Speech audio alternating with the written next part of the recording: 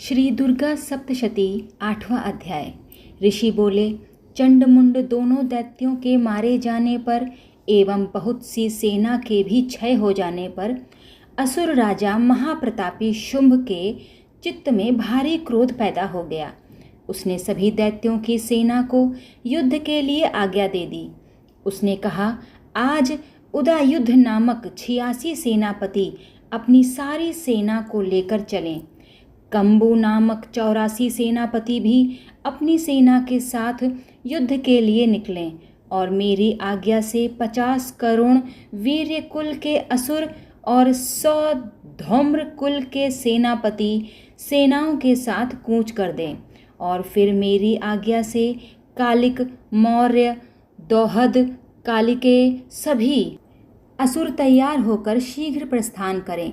भयंकर शासन करने वाले असुर राज शुंभ ने इस प्रकार आज्ञा देकर स्वयं भी बहुत सी सेनाओं के साथ प्रस्थान कर दिया। जब चंडिका ने देखा अब इस ओर भयानक सेना लेकर निशुंभ आ रहा है, तब तो उन्होंने अपने धनुष की टंकार करके पृथ्वी आकाश के मध्य को गुंजा दिया। हे राजन, उस समय सिंह ने भी बड़ी भारी गर्जना की। फिर अंबिका जी ने घंटा बजाकर उस गर्जना को और भी बढ़ा दिया। उस शब्द को सुनकर दैत्य सेनाओं ने आकर चारों ओर से देवी, सिंह और काली को क्रोध के साथ घेर लिया। इसी अवसर के मध्य में, हे राजन, दैत्यों के नाश के लिए तथा देवताओं की वृद्धि के लिए अत्यंत बल एवं पराक्रम से संपन्न होकर ब्रह्मा, विष्णु, शिव, कार्तिक, स्वामी इंद्र आदि देवों की शक्तियाँ उन्हीं के शरीरों से निकलकर उन्हीं रूपों से चंडिका के पास आ गईं। जिस देवता का जो रूप जैसे भूषण तथा वाहन है, उन्हीं वस्तुओं से संपन्न होकर वह देवता शक्ति वही रूप धारण कर दैत्यों के साथ युद्ध करने आ गईं। ब्रह्मा जी की शक्ति, जिसे ब्रह्माणी कहा जाता है, वह हंसों के जुते हुए विमान पर आरूढ़ थीं। अक्षय सूत्र कमंडल से शोभित थी, सबसे प्रथम उपस्थित हुईं। महेश्वर की शक्ति वृषभ पर विराजमान सुंदर त्रिशूल धारण किए, महासर्पों के कंकड़ धारण किए, मस्तक पर चंद्र रेखा सुशोभित थी, वह मातेश्वरी शक्ति आईं।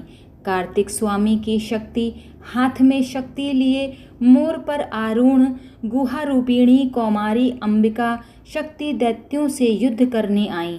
वैसे ही विष्णु की शक्ति गरुड़ पर सवार होकर शंख, चक्र, गदा, शार्ंग एवं खंग हाथ में लिए वह वैष्णवी शक्ति आ गई। यज्ञ वाराह का विचित्र रूप धारण करने वाले विष्णु की वाराह शक्ति वैसा ही शरीर धारण करके वहां आई। नृसिंह जी के समान शरीर को धारण किए, गर्दन के बालों को फटकारने से आकाश के तारों को बिखेरती हुई नारसिंही शक्ति वहां आ पहुंची।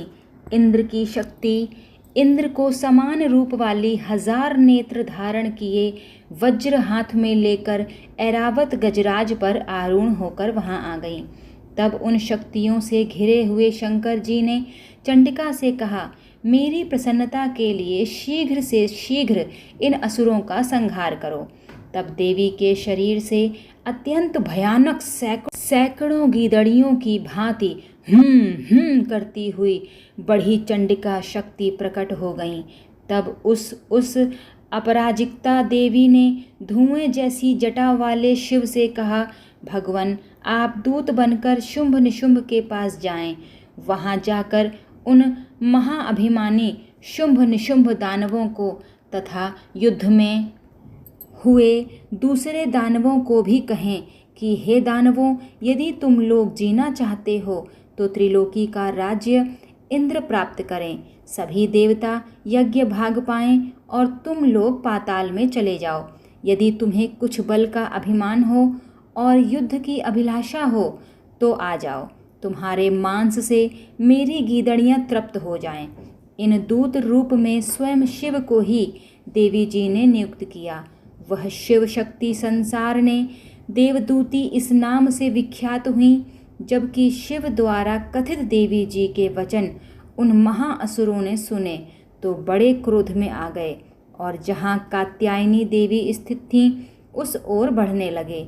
वहाँ कुपित होकर उन देव शत्रुओं ने बाण, शक्ति, ऋषि आदि आयुधों से देवी जी पर पहले वर्षा करना आरंभ कर दिया। तब टंकार करके धनुष द्वारा पैने पैने बाण छोड़कर देवी जी ने खेल ही खेल में उनके फेंके हुए बाण, शूल, शक्ति, परशु आदि शस्त्रों को काट डाला। फिर काली भी उनके सामने होकर शत्रुओं की शूल के प्रहारों से चीरती फाड़ती, खटवांग से कुचलती मारती विचरण करने लगी। इधर ब्रह्माणी शक्ति भी जिस ओर दौड़ती उसी ओर अपने कमंडल का जल छिड़क देती, जिससे शत्रुओं का पराक्रम एवं तेज नष्ट होता जा रहा था। महेश्वरी शक्ति ने त्रिशूल द्वारा, वैष्णवी शक्ति ने चक्र द्वारा और कौमारी शक्ति ने शक्ति द्वारा उन दैत्यों का क्षय करना आरंभ कर दिया। ऐन्द्री शक्ति के वज्र गिराने से सैकड़ों दैत्य दानव विदीर्ण होकर रुधिर के पनाले बहाते हुए पृथ्वी पर गिरने लगे। वाराही शक्ति ने तो कुछ एक को तुंड प्रहार से मार गिराया। कितने दैत्यों की छातियां अपनी दाढ़ों के अग्रभाग से चीर डाली। वाराह मूर्ति ने चक्र द्वारा बहुत से दैत्य चीर फाड़ डाले। कितने महादैत्यों को नारसिंही शक्ति अपने नाखूनों से विदीर्ण करके खाने लग गई। कितने दैत्य शिवदूती के कठोर अट्टहास से भयभीत होकर पृथ्वी पर गिरने लगे, फिर उन्हें वह खाती गईं। इस प्रकार वह अत्यंत कुपित होकर अनेक उपायों द्वारा बड़े बड़े दैत्यों को मारते हुए मातृगण को देखकर देव शत्रुओं के सैनिक भागने लग गए। उन दैत्यों को मातृगण से पीड़ित होकर भागते हुए देखकर क्रुद्ध महाअसुर रक्तबीज युद्ध करने के लिए आ गया। रक्तबीज के वज्रमय शरीर से एक भी रुधिर बिंदु जब पृथ्वी पर गिरती तब उसी के समान बलवान दूसरा असुर पैदा हो जाता। उस महाअसुर ने आकर इंद्र शक्ति के साथ युद्ध किया। तब ऐन्द्री शक्ति ने अपने वज्र के द्वारा रक्तबीज की ताड़ना की। वज्र के लगते ही उसके शरीर से बहुत से योद्धा पैदा हो गए, जिनका रूप पराक्रम रक्तबीज के समान था। जितनी भी रक्त की बूंदें शरीर से गिरती थीं, उनके उतने ही उसके सदृश बलवीर्य पराक्रमी पुरुष उत्पन्न हो गए। वे रक्त से उत्पन्न हुए पुरुष भी अत्यंत भयानक अस्त्र शस्त्र से सुसज्जित मातृगणों के साथ लड़ने लगे। फिर ऐन्द्री ने वज्र से उनका सिर छत विछत कर दिया। उससे रुधिर बह उठा। तब हजारों पुरुष उस रुधिर से पैदा हो गए। वैष्णवी शक्ति ने चक्र द्वारा उसे मारा। ऐन्द्री ने गदा द्वारा असुर राज को ताड़ना की। वैष्णवी के चक्र से छत होने पर उसके शरीर से ज्यों ही रुधिर स्राव हुआ, उसके हजारों उसी के समान महाअसुर पैदा हो गए, जिनसे संपूर्ण जगत भर गया।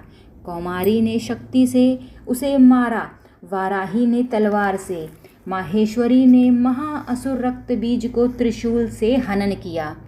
उस दैत्य ने भी गदा द्वारा सभी मातृगणों को पृथक पृथक मारा। उस समय रक्तबीज बड़े क्रोध में समाविष्ट था। शक्ति शूल आदि आयुधों से कई बार विक्षत होने पर उसके शरीर से रक्त प्रवाह के पृथ्वी पर गिरते ही सैकड़ों असुर उत्पन्न हो चुके थे। दैत्य के रुधिर से उत्पन्न उन असुरों से सारा जगत व्याप्त हो गया। देवताओं को डरा एवं उदास देखकर तब शीघ्र ही चंडिका ने काली से कहा, चामुंडे, अपना मुख तुम इतना अधिक विस्तार से फैला लो, मेरे शस्त्र के पात से गिरते हुए रुधिर बिंदु और बिंदुओं से उत्पन्न महादैत्यों को अपने वेगवान मुख द्वारा खाती जाओ और युद्ध भूमि में रुधिरोत्पन्न इन महादैत्यों को भक्षण करती घूमती रहो। इस प्रकार कहकर चंडिका ने रक्त बीज पर त्रिशूल से प्रहार किया। फिर काली ने रक्त बीज का रुधिर मुख से ग्रहण कर लिया।